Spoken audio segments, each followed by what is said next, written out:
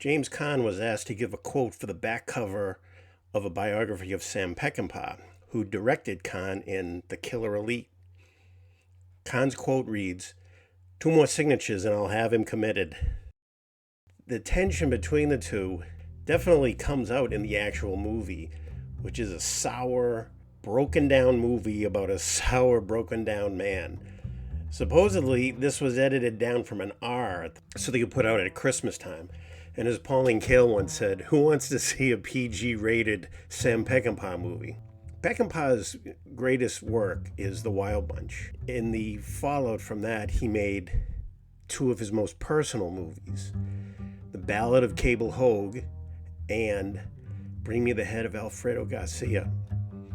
The Killer Elite comes off as kind of an action movie version of Bring Me the Head of Alfredo Garcia. James Caan is a CIA subcontractor who was betrayed by his partner Robert Duvall, leaving Caan a broken man in spirit as well as body. We watch Caan putting himself back together with the help of a nurse. He has to use a cane, and he starts to take instruction on martial arts using a cane.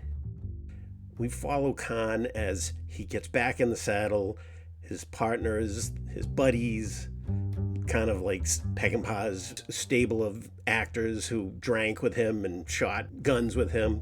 As Caan is getting himself back together, he becomes the protector of a Taiwanese ambassador and his daughter, who happened to be the wife of Sterling Silliphant, the co-screenwriter.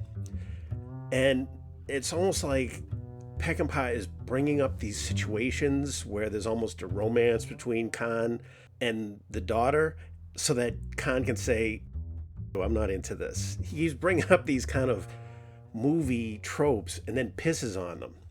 There's one character who is his associate and his friend, and he gets killed, and the movie just kind of goes on like, well, he's dead. There's no crying over him or anything like that.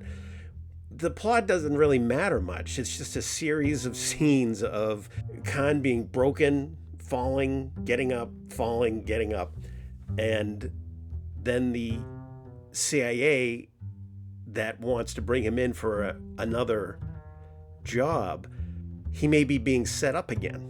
It'd be an okay movie until it gets to the climax. Caan and his group, they're in a ship graveyard, and they're armed with guns, of course.